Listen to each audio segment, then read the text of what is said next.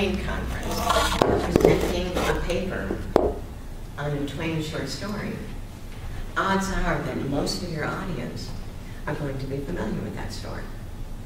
But at the undergraduate research conference, it could be that there's nobody in the audience that has much background or familiarity with your topic. So what you're going to have to do is provide enough background and context for them to understand why this matters. You know, it's important to you. Why would it be important to anybody?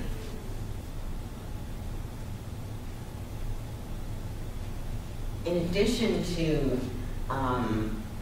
just remembering that, you'll have to think about the language that you use. If there are specialized terms that you just have to use, then you're going to have to define them because some people may not know what you're talking about.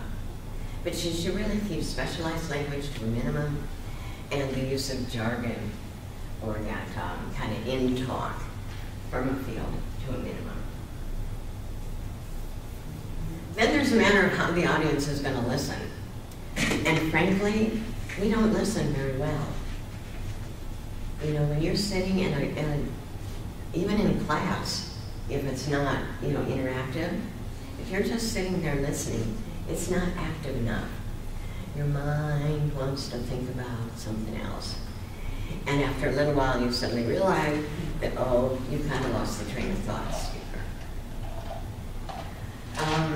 Of course, this can happen when you're reading too, but the advantage a reader has is that they can go back a couple pages and reread and catch up on what they missed.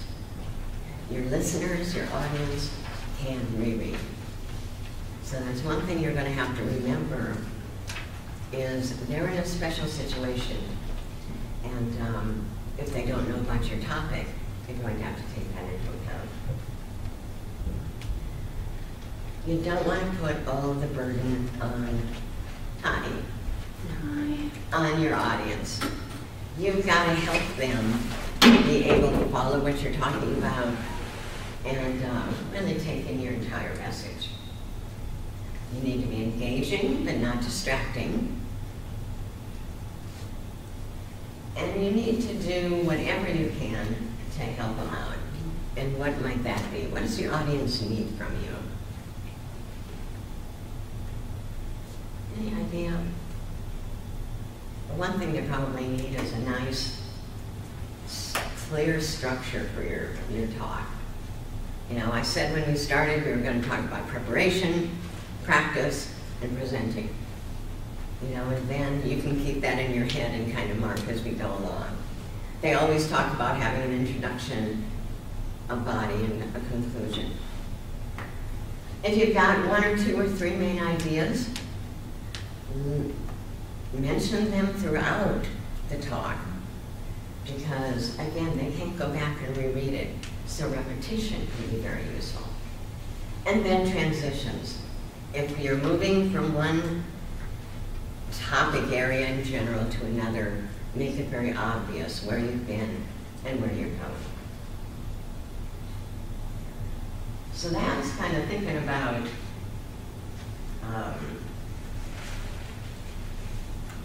your audience and keeping them in mind.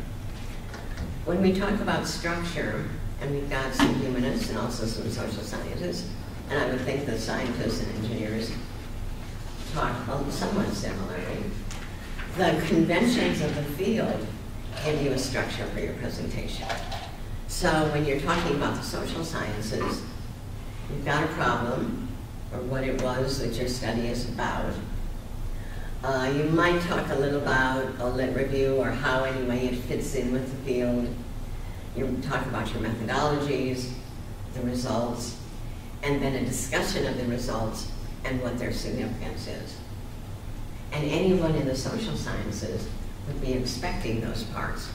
Now, how long you would spend on any one would depend on, in part, your audience. You know, if most people know what you're talking about, you don't have to spend so much time on introduction. You're probably going to always want to put most of your time on your findings, but also how much time do you have to present. The humanities are a completely different case. You know, the sciences and the social sciences, they go out into the world to find their evidence. In the humanities, they look to the text. So it might be a short story, it might be a film, it could be a painting or a piece of music. But that's going to be where they're looking for support for some argument or thesis that they are going to give you up front. So the arrangement for a humanities paper will be that thesis and the context. Again, does this diverge from what other people have said? Or in what way is this a significant question? Then the evidence and a conclusion that will link that evidence back to the thesis and why it matters. And you want to make that structure clear, because that too will help the person who can't read your notes, is only listening, to be able to follow you.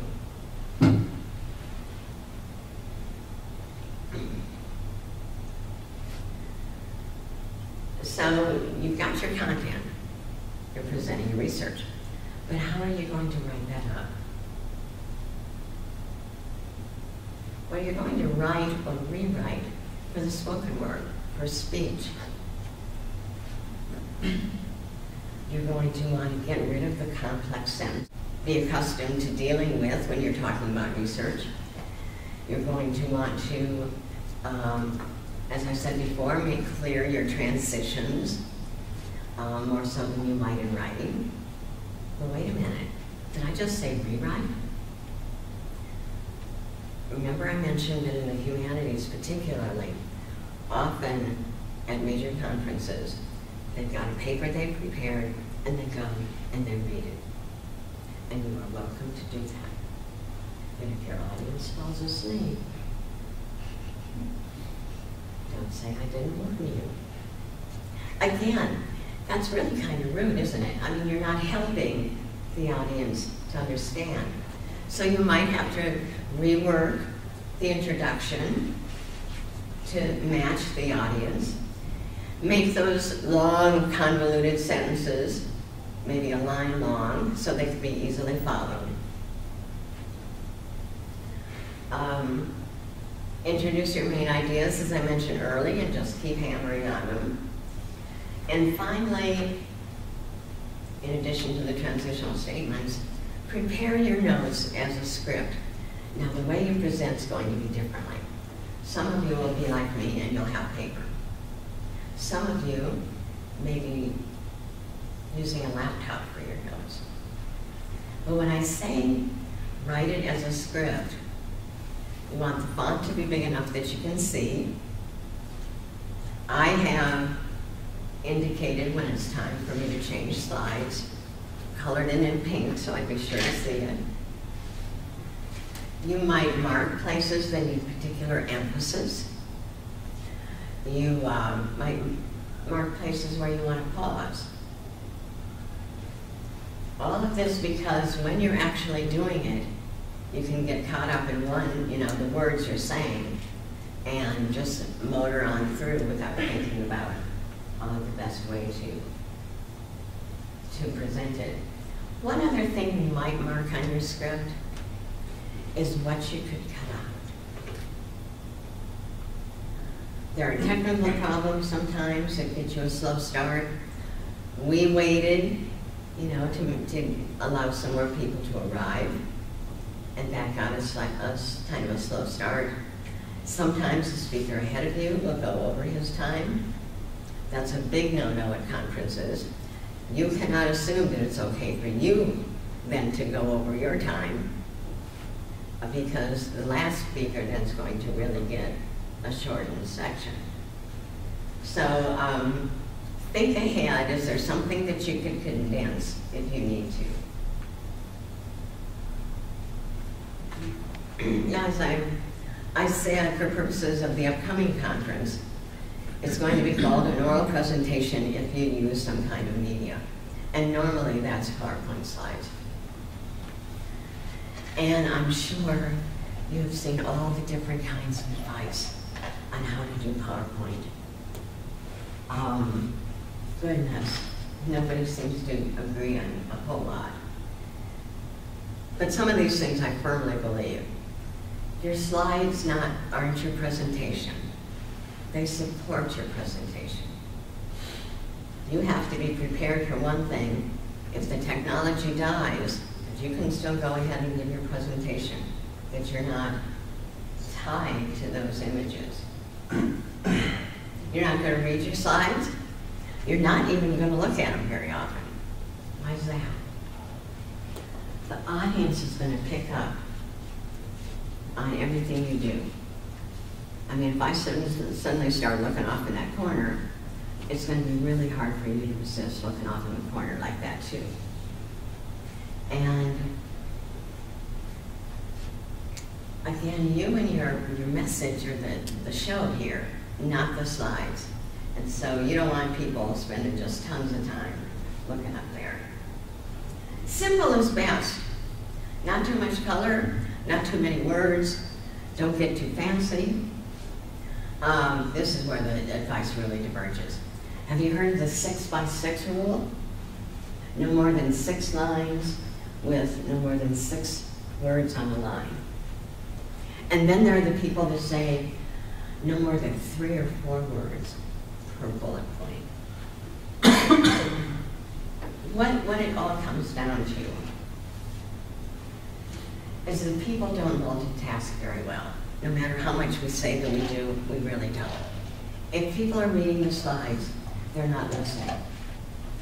And so we want them to be simple enough that people can take in the information, or in the case of mine, I really use them kind of as a backbone, so that if you do kind of daydream for a minute, you can look up there and get a real good idea of where you are in the structure of the talk. If you've got too much on the slide, if the font isn't big enough, some people have to kind of strain to see.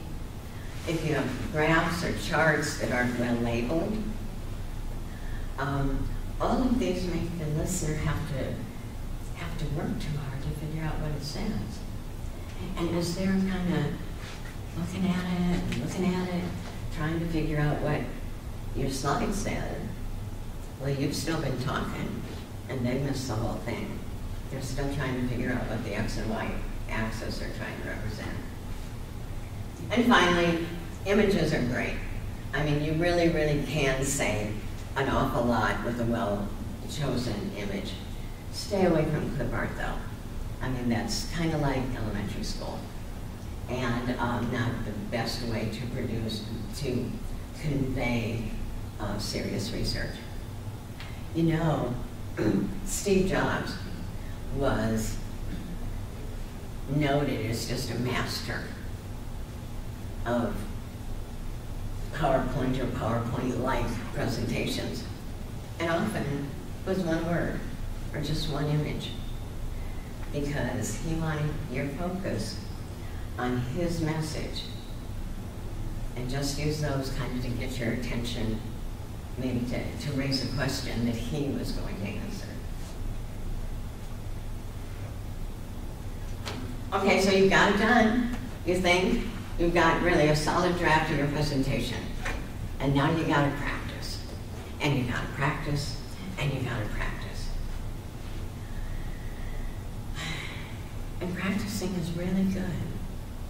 For one thing, it makes you more comfortable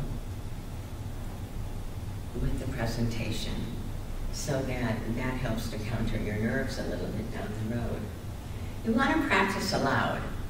You don't just want to read it silently to yourself. I mean, that's good, you know, to start getting it in your head. But again, listening for how it sounds, you're going to read more slowly than you can read it. You know, speak it more slowly than you would read it with your eyes. And you're going to want to get a good sense of what the timing is. So you need to read it aloud. You also need to practice with your technology for the same reason. Unless you've been doing this quite a bit, if every time you have to think which button I need to push in order to advance the slides, that slows you down a little bit too.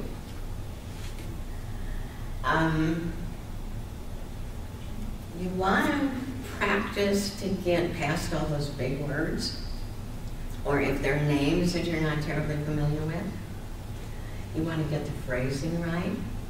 And you can hear a lot of that yourself, but if you've got a friend that is a good enough friend that they're willing to sit and listen to you, they can give you a better idea of if, gee, you know, I didn't understand this part, maybe you need to tell us more about this. Or, you know, you really motor through that section, you need to slow down. So it's really useful to have an audience to practice in front of. And then, like I said, you thought you were done, no, you had a really good draft. You're going to still be revising as you practice. That friend is going to point out something you missed, or even to your own ears, you can hear that. Gee, that doesn't read very smoothly. I need to think about doing it again. But eventually, you have practiced enough, and conference day comes. Excuse me.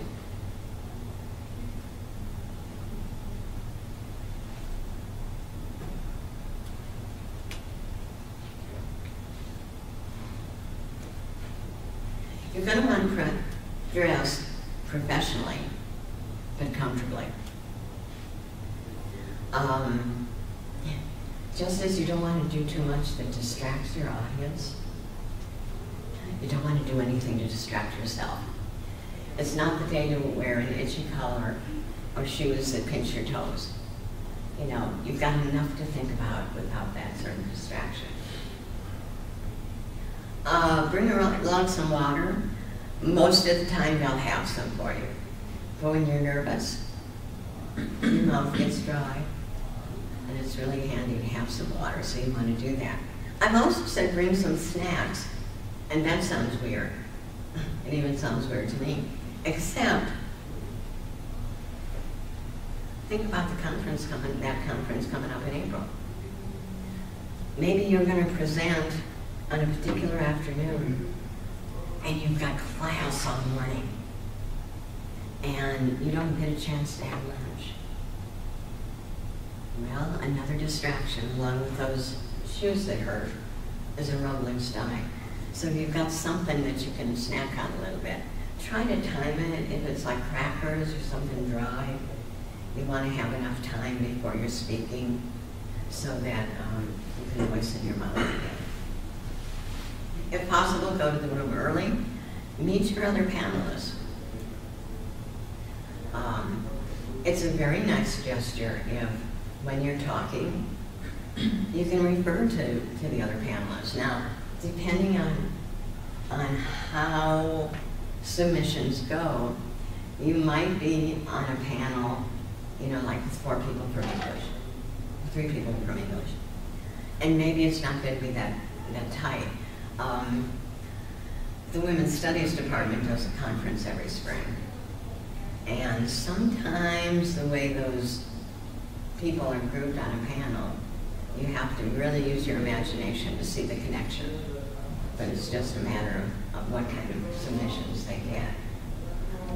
But you can at least, you know, if there's any kind of connection when you're getting ready to sit down and say that you're looking forward to so-and-so's talk on whatever it is.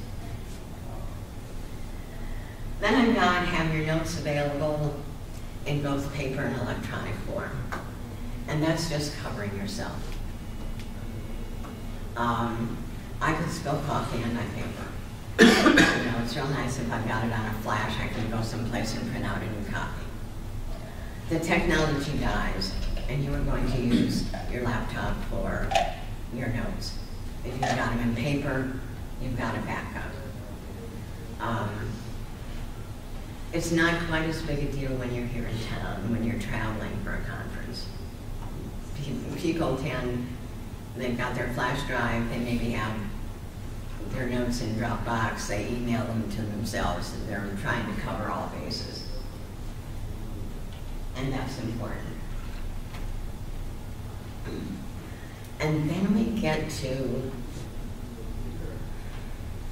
that statistic that says that of all the things to be afraid of in the world, most people are most afraid of public speaking. And I'm not exactly sure why that is. I think part of it is you're putting yourself on display and being kind of vulnerable because of that. If it's really, really bad, I think probably in the handout, the slides from last night, there may be reference to various ways that psychologists deal with stage fright, that sort of thing. A lot of it I think you can handle just by reframing the situation. I say be confident. You say, well, how am I going to do that? Well, one way you're going to do that is by remembering that nobody knows your topic or your presentation better than you do. You are the expert on that. And you have practiced it until it's second nature. Now, you don't want to memorize it. There's nothing scarier than all of a sudden not being able to remember what comes next. You know, it's kind of like not being able to breathe. So you're not going to get to that point. But you've practiced enough that you're comfortable. You know that you can pronounce everything. You know how you want to do the actual presentation. Or your panel is scheduled, if you can just have a little bit of time to yourself to read over the first couple pages anyway of your notes.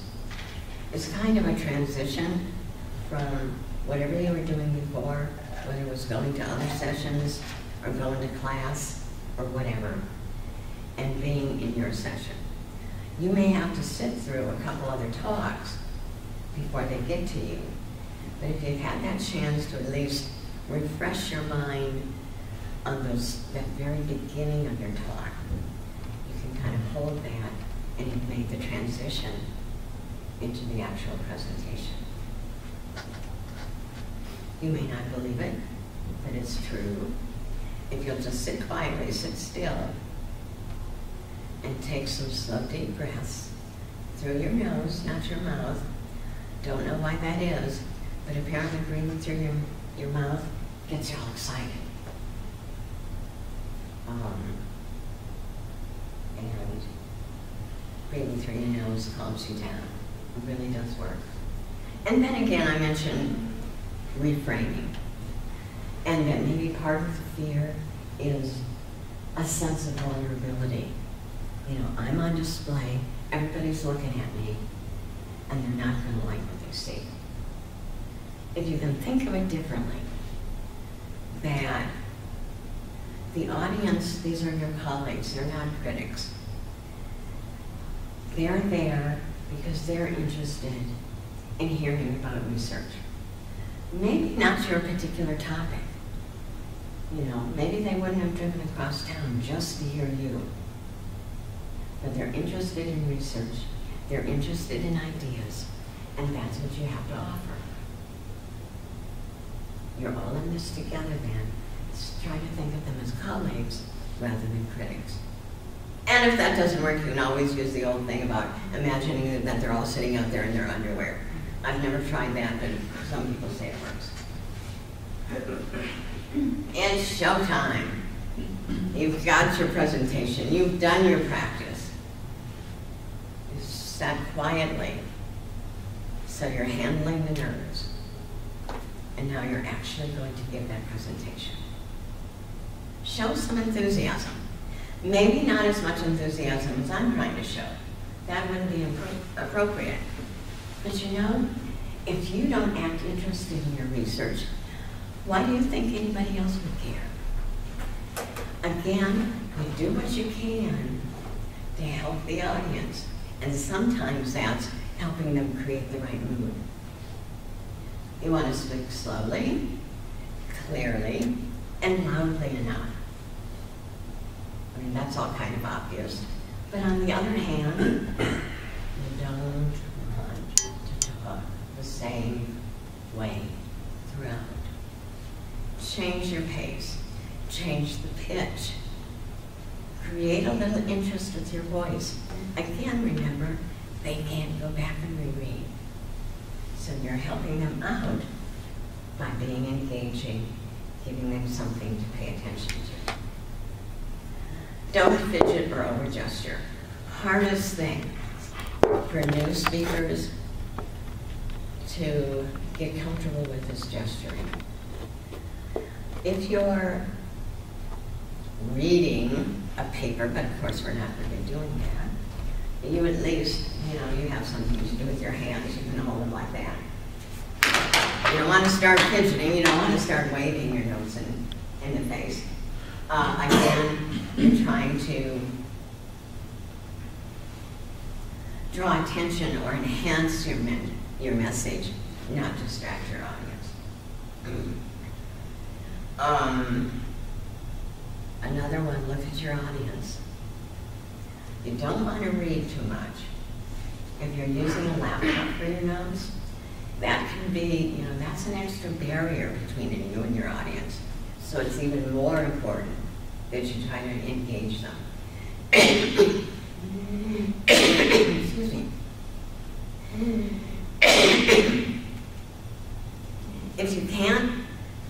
If for some reason you can't bear to look them in the face, just maybe you can look right at the top of their heads. But in a small group like this, it's really important to look people in the eye. Try to make eye contact. I don't know if you know this, but some of your faculty will do that on the first day of class, because it's like once you make eye contact with a person, they're obligated to be nice to you, to pay attention to you, and it's like co-opting people. But really, it's a way of making a connection, and that helps your audience to pay attention. Finally, and I've said this before, please, please, please never go over your time. And if you've got the places marked out that you can cut out, that should be okay for you.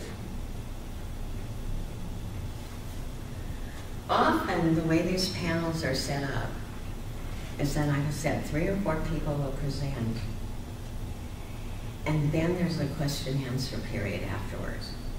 Sometimes the Q&A will be after each presentation, but the conferences that I go to for library conferences, they usually are all at the end. And I guess that could probably be intimidating too, except you're remembering that you're the expert on your particular research. But don't let that go to your head. Don't pretend to know something if you don't know it. If somebody's asked you a question, it may just be because they want to know. It may be because they do know and they want to find out if you know. Don't try to fake it.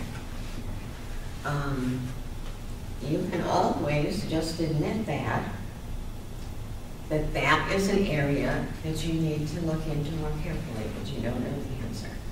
But it does remind you that there's still aspects of your topic that you're not familiar with. In addition to not pretending that you know, don't pretend you understand a question or comment that you don't understand. There's nothing wrong with asking the person to rephrase it, or if you think you've got it, you can ask them to confirm that you've understood them correctly. If you just go ahead and answer, they're going to get frustrated if you got it wrong. There may be somebody in the audience that got it right, and they think you're just dumb.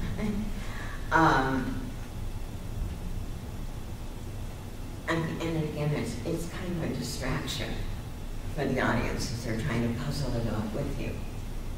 Just, you're working at this together. These people aren't critics.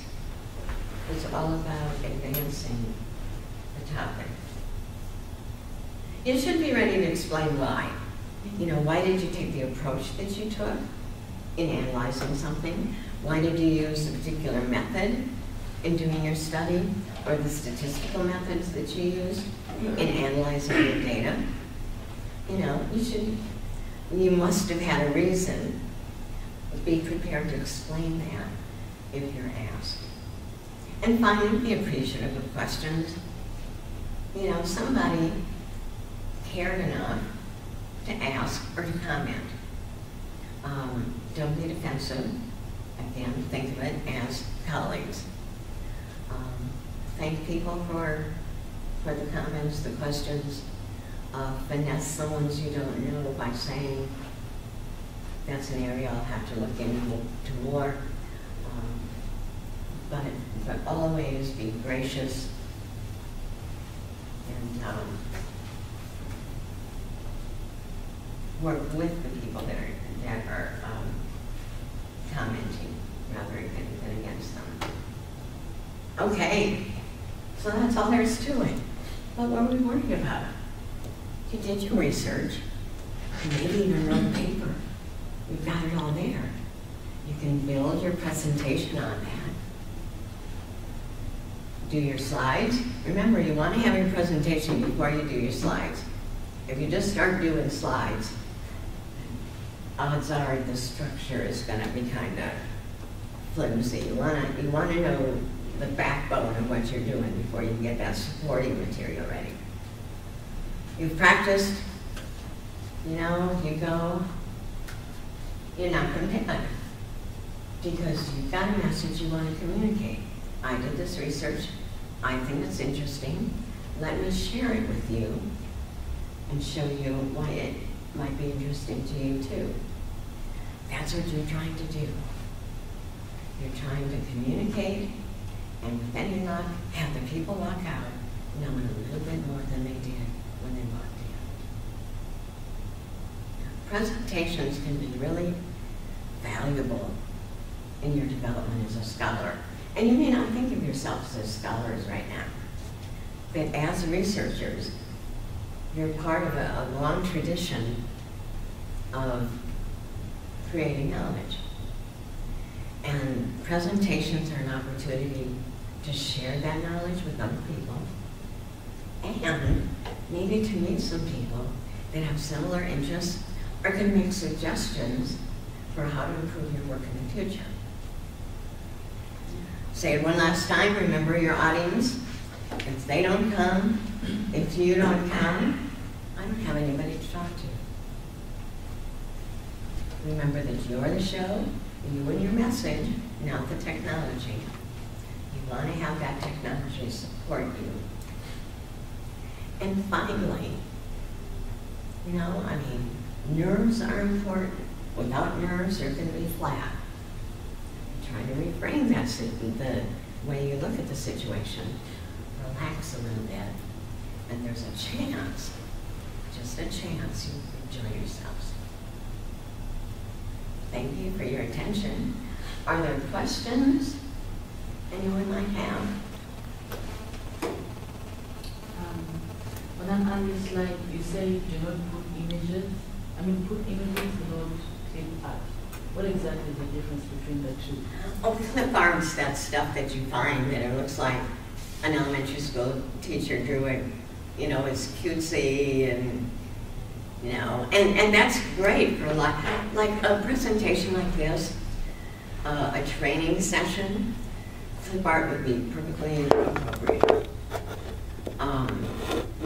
But when you're talking about a research presentation, it's a different level of formality. You know, doesn't mean it has to be stuffy, but those images set a tone, and clip art probably isn't the tone you want to set. Jessica mentioned at the outset that there are a couple of handouts. The one was actually produced last year for a similar presentation.